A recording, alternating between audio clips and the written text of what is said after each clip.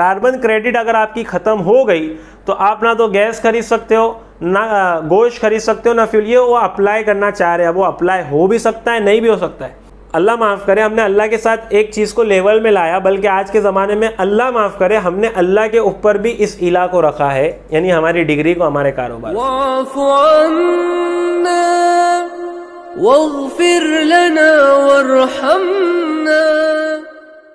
लिहाजा हदीस में भी एक वाक़या नकल किया गया है कि अल्लाह के नबी सल्लल्लाहु अलैहि वसल्लम जब मदीना में थे तो मदीना में ही रहने वाला एक शख्स आया जिसने अल्लाह के नबी सल्लल्लाहु अलैहि वसल्लम से सवाल किया।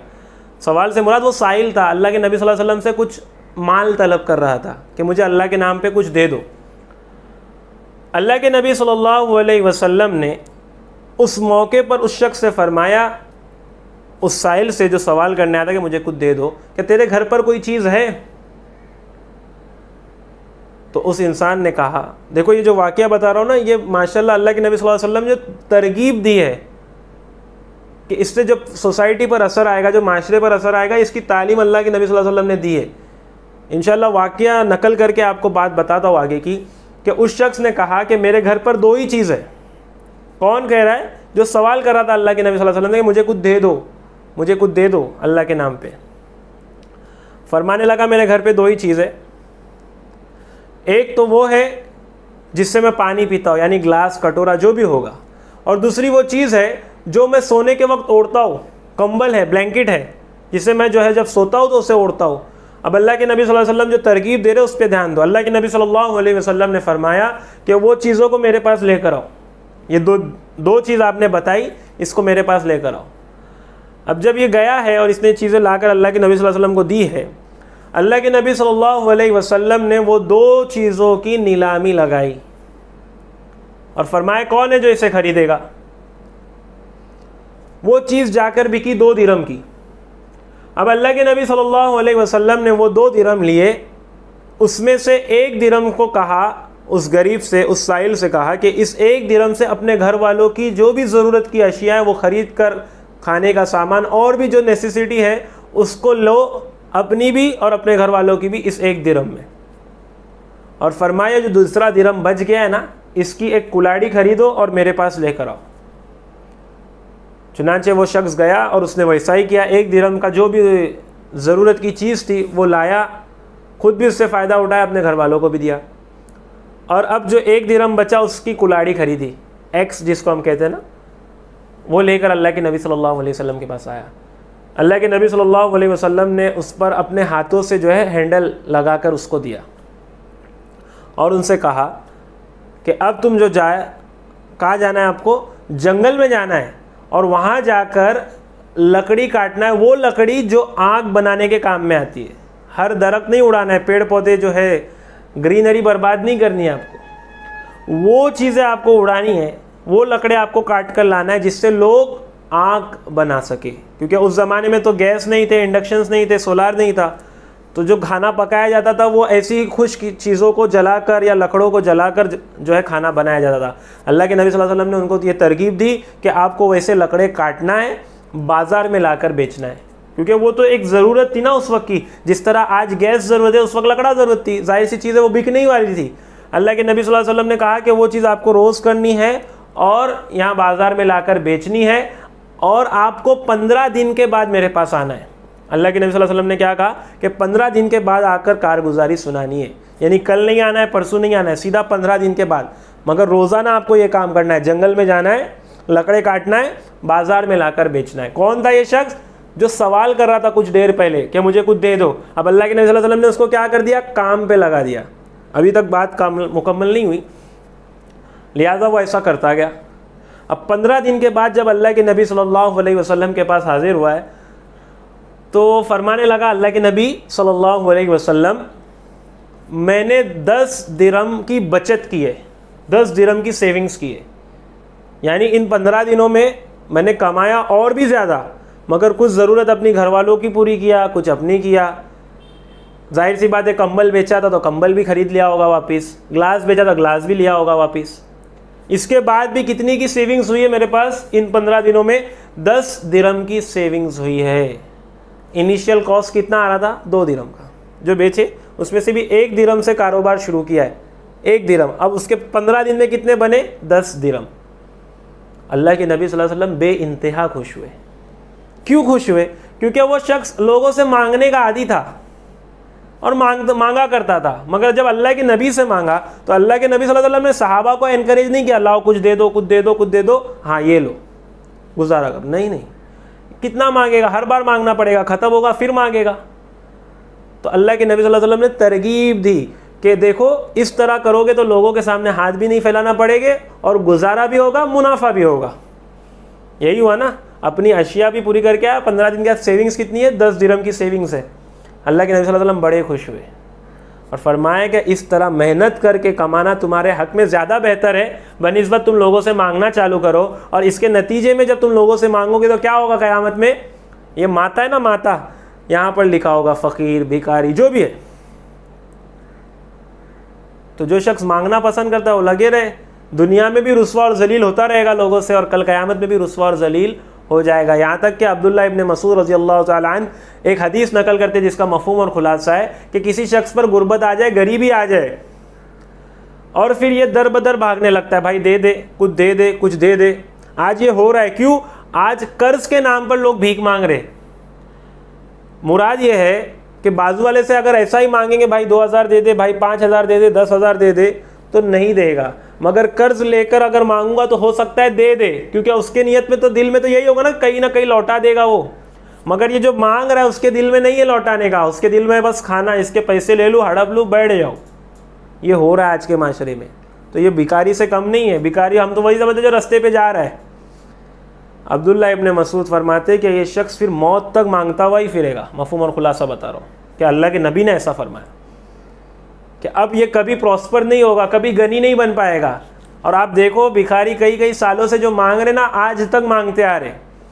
इसी तरह जो हमको फ़ोन आते ना, भाई इतने दो, उतने दो, उतने दो, वो भी मांगते ही रह रहे। क्यों? क्योंकि उन्होंने अल्लाह के सामने अपनी हाजत को नहीं रखा। यही बात अल्लाह के नबी सल्लल्लाहु अलैहि वसल्लम ने अब्दुल्लाह इब्न मसूद की जो बयान करदा हदीस उसमें आगे फरमाया कि किसी शख्स पर अगर गरीबी आ जाती है, गुर्बत आ जाती है, मगर वो अपना रुख अल्लाह की तरफ करता है और अल्लाह को निदाएं लगाता है कि अल्लाह यहाँ से निकाल दे, अल्लाह यहाँ से निकाल दे, तूने डाला है तू यहाँ से निकालेगा। अल्लाह ताला का वादा है कि उस शख्स को मौत से पहले पहले, हदीस में आता है कि जल्द या थोड़े से देर बाद अल्लाह ताला उसको गनी कर देगा। क्या कर देगा? कि खुद की ज़रूरत तो यूं ही पूरी कर देगा, औरों में बांटने वाला बन जाएगा। कौन सा शख्स जिस पे गरीबी आई थी, हो सकता है फाके आए हो, माल की कमी आई हो, तंगदस्ती आई, कर्ज में मुब्तला हो गया हो, मगर किससे मांग रहा है? अल्लाह से। तो अल्लाह के नबी सल्लल्लाहु अलैहि वसल्लम ने क्या फरमाया कि अल्लाह ताला उस शख्स को मौत नहीं देंगे जब तक उसको गनी ना बना दे। ये बात समझे कि आज हम देख रहे ना, ये माशरे में आम हो गया। यहाँ तक कि कितने ऐसी चीज़ें भी हो रही है कि मांगने वाले आते, हमें पता है कि अरे अच्छे घर का है, इसको मांगना दुरुस्त नहीं है। मांगने इन द सेंस वो रस्तों पर नहीं मांगते, फ़ोन पर बोलेंगे या कहीं मिल कर पकड़ के बोलेंगे भाई इतने की ज़रूरत। लोग जानते भी उनके बारे में। तो ऐसे लोगों को चाहिए तो जो माशाल्लाह बहुत लोग नेक काम कर रहे, तो अल्लाह के नबी सल्लल्लाहु अलैहि वसल्लम का अगर हम नमूना करेंगे ना, एग्जैक्ट कॉपी लेंगे, तो ही माशरे में खैर आएगी कि अल्लाह के नबी सल्लल्लाहु अलैहि वसल्लम मांगने को पसंद नहीं करते थे। हाँ तुम्हें ज़रूरत है, ठीक है चलो इस तरह करो। तो आज के ज़माने में भी क्या है, कोई है ऐसा मुस्तहिक है तो उसको क्या कर सकते हैं हम। ये तो जिधर भी वेजिटेबल मार्केट्स होते हैं, सब्जियों की मंडियाँ होती है, वहाँ पर एक हाथ गाड़ी खरीद कर दे दिए, एक जगह उसका ठिकाना लगा कर दे दिए। अब माशाल्लाह से वो रोज़ के 200, 300, 400 अपने खुद के कमाएगा, उसमें अपने घर वालों की ज़रूरत भी पूरी करेगा, इंशाल्लाह बचत भी होगी, क्योंकि अल्लाह के नबी सल्लल्लाहु अलैहि वसल्लम के पैमाने पे चल रहा है। तो ये चीज़ भी हम कर सकते, तरगीब बना कर दे सकते, किसी को रिक्शा खरीद कर दे सकते, एक के नहीं लोग मिलाए पैसे और दे दे, ताकि अब वो मांगने की लाइन में ना आ जाए। आपने आप उसको देंगे तो जब वो ख़त्म होगा फिर से मांगने आएगा, मगर आप जब उसको एक लाइन लगा कर देंगे जिस तरह अल्लाह के नबी ने दी, अब वो नहीं मांगेगा। अब तो उसको मालूम ना मेहनत करना है, और अल्लाह के नबी सल्लल्लाहु अलैहि वसल्लम का ही फरमाने के मेहनत का खाना अल्लाह को पसंद है, बनिस्बत के लोगों से सवाल करता था। ये चीज़ को समझे, क्योंकि अब हालात ऐसे सख्त आने वाले ना। वो कार्बन क्रेडिट की नाम की चीज़ आपने अगर सुनी होगी, नई चीज़ है, अभी अभी ये टर्मिनोलॉजी आई है। अगर आपको पता होगा कार्बन क्रेडिट क्या है, अगर शॉर्ट में कहूँ तो अब ना अमीर की उनको परवाह है ना गरीब की परवाह है, दोनों एक ही तराजू में रखे जाएंगे। एक क्रेडिट लिमिट दी जाएगी, मतलब अमीर भी इतना ही गोश्त खा सकता है, इतनी ही गैस इस्तेमाल कर सकता है और इतना ही तेल इस्तेमाल कर सकता है, पेट्रोल, और गरीब भी उतना ही करेगा। अब माल के इस पे मत जाओ कि ये अमीर है तो खरीद सकता है, नहीं। कार्बन क्रेडिट अगर आपकी ख़त्म हो गई तो आप ना तो गैस खरीद सकते हो, ना गोश्त खरीद सकते हो, ना फ्यूल। ये वो अप्लाई करना चाह रहे हैं, वो अप्लाई हो भी सकता है, नहीं भी हो सकता है। और एक ओपिनियन स्कॉलर्स की रहती है कि हो सकता है कि हो, क्योंकि दज्जाल जब आएगा तो अमीर और गरीब का फ़र्क थोड़ी ना रहेगा। अमीर भी गुर्बत में रहेगा, गरीब भी गुर्बत में रहेगा, अमीर भी फाके से रहेगा, गरीब भी फाके से रहेगा। तभी तो वो कहेगा ना कि मेरे पास जो है गोश्त का पहाड़ है और पानी है, ठंडे शफाफ पानी है, साफ। अगर तुम किस फाके की बात करते हो, यहाँ से खा लो जो चाहिए तुम्हें। तब जाकर इंसान बोलेगा इतनी गुर्बत के माहौल में इतनी ये लोग एक दूसरे से भाग रहे और तू आके ये गोश्त दे रहा है हमको खाने, तो कोई मसीहा दिखता है? कौन है तू? क्या मसीहा हो? मैं रब हूँ तुम्हारा। और लोग फिर उसके पीछे दर बदर भागना चालू करेंगे कि ये मसीहा है, यहाँ पे हमको खाने को कुछ नहीं था और इसने ला कर दिया। तो जिधर ये जा रहे ना मुल्क के हालात, उधर देखे। अपने कारोबार पर, अपने ओहदों पर अल्लाह के वास्ते यकीन और उसको इला बनाना छोड़ दे। मैं ये नहीं कह रहा असबाब की दुनिया में आपको डिग्री लेना पड़ेगी, अगर आप कारोबार करें तो कारोबार करना पड़ेगा, मगर इसको इला नहीं बनाना है। इला क्या था? अल्लाह माफ़ करे, हमने अल्लाह के साथ एक चीज़ को लेवल में लाया, बल्कि आज के ज़माने में अल्लाह माफ़ करे हमने अल्लाह के ऊपर भी इस इला को रखा है, यानी हमारी डिग्री को, हमारे कारोबार को। भाई आज जो कुछ हो ना मेरे कारोबार की वजह से हो। भाई आज जो कुछ भी हो ना, ये मैंने मेहनत की, ये मैंने दिमाग लगाया, मैंने मशक्क़त की। आज सीए बनाऊँ ना, आज इंजीनियर बनाऊँ ना, आज MBBS बनाऊँ ना, आज MBA हूँ ना, तो ये जो मेरी डिग्री है ना, इसके वजह से आज मेरा मार्केट में जो रेप्यूटेशन है, इसके वजह से, और आज जो कुछ भी हूँ मैं इसके वजह से हूँ। That is the point when you are comparing yourself to कारून। ये वो वक्त है जब आप और कारून बराबर हो जा रहे हो। कारून जानते हो कौन था? बड़ा मालदार शख्स था हज़रत मूसा अलैहिस्सलाम के ज़माने में। और यही अकीदा कि जो मेरे पास माल है ना, ये मेरे को मेरी इल्म की फरासत से मिला है। मैं जो इल्म और अक़ल लगाता हूँ, इसके वजह से आज मेरे पास माल है। और यही चीज़ आज हमारे पास हो रही है। हम वो माल के सहारे था अपने अक़ल पे। उस ज़माने में तो ज़ाहिर ज़्यादा डिग्रियाँ नहीं थी ना, अक़ल कही जाती थी। तो आज अक़ल क्या है? इन द फॉर्म क्या है? डिग्री के फॉर्म में। तो आज मैं जो इंजीनियर बनकर बैठा हूँ, मैं CA बनकर बैठा हूँ, ये जो डिग्री के वजह से मुझे जो चीज़ मिल रही है ना, ये मुझे मेरी मेहनत से मिला, मेरी डिग्री से मिला। और ये पॉइंट होता है जब हम अल्लाह के हुदूद को फलांग कर अल्लाह के ऊपर एक इला रख रहे हमारी डिग्री। आज जो कुछ भी हो, कारोबार हो, फला डेयरी प्रोडक्शन है, फला वुड कारपेंटर शॉप है मेरा, उसके वजह से हो। ये वही पॉइंट है जब क्या हो रहा है, इला आकर अल्लाह के आगे बैठ रहा है, ऊपर बैठ रहा है। अल्लाह माफ़ करे। अरे ये नीचे भी नहीं, बराबर का भी नहीं होना चाहिए था। हाँ, अकीदा ये होना है कि ये तो असबाबी तौर पर है, मगर इनका कोई हैसियत अल्लाह के नज़दीक नहीं है। मेरा कारोबार मुझे क्या नफ़ा पहुंचा सकता है, मेरी डिग्री मुझे क्या नफ़ा पहुंचा सकती है, ये सब तो अल्लाह रब्बुल इज़्ज़त ने मेरे फैसले लिखा है। तो ये बात दुरुस्त होगी, तो ये बात जाकर टैली होगी कि इसने अब इला नहीं बनाया, बल्कि ये तो अल्लाह का शुक्र अदा कर रहा है। ये नहीं देख रहा कि इसके बाद MBBS की डिग्री है तो बहुत बड़ा ये तीर बन गया, CA की डिग्री है तो बहुत बड़ा तीर बन गया। नहीं, अल्लाह ने नवाजा है भाई। असबाबी तौर पे हमने ये लाइन में मेहनत की, CA बन गए, ये लाइन में मेहनत कर दी, इंजीनियर बन गए, ये लाइन में मेहनत की, MBA बन गए। मगर जो कुछ भी हो अल्लाह की वजह से हो। और अल्लाह जब तक चाहे दे दे, अल्लाह जिस वक्त चाहे ले ले। अल्लाह ताला का फरमान है, अल्लाहु यबसुतुर रिज़्क़ लिमन यशाउ व यक़दिर व फ़रिहू बिल हयातिद दुनिया व मल हयातुद दुनिया फ़िल आखिरति इल्ला मता। कि अल्लाह ताला, जिसका मफ़हूम और ख़ुलासा भी है, और वही बात है कि अल्लाह ताला ने ये हर जगह पर फरमाया ना कि रिज़्क़ के जो ख़ज़ाने ना वो अल्लाह के पास है। अल्लाह ताला जिसको चाहे तंगदस्त रखता है, थोड़ा रोक के रखता है, और जिसको चाहे बेहिसाब देता है। अब जिसे बेहिसाब मिला है वो ये ना समझे कि उसने कोई बहुत तीर मारी, कोई नहीं, अल्लाह का फ़ैसला था। और आज कई कुफ़ार है, कई अल्लाह का इनकार करने वाले, उनको भी अल्लाह ने बेहिसाब देकर रखा है। मगर यह हरगिज़ बात नहीं है कि वो अल्लाह की रज़ा की अलामत है। अल्लाह मुझसे राज़ी तभी तो माल मेरा, नहीं, ज़रूरी नहीं है। हो सकता है अल्लाह राज़ी रह के भी दे, राज़ी नहीं है तो भी मिल सकता है। और जो गुर्बत में, उसे क्या करना है? सब्र करना है कि कल क़यामत के रोज़ जब वो अपने इस सब्र का नतीजा देखेगा ना, कि एक जगह पे आया कि जब जन्नती दाखिल होंगे ना, कितनी प्यारी बात है, सूरह रौद में आती है, जन्नतु अदनी यदखुलूनहा व मन सलह मिन आबाइहिम व अज़वाजिहिम व ज़ुर्रिय्यतिहिम वल मलाइकतु यदखुलूना मिन कुल्लि बाब सलामुन अलैकुम बिमा सबरतुम फनिअमा उक़बद्दार।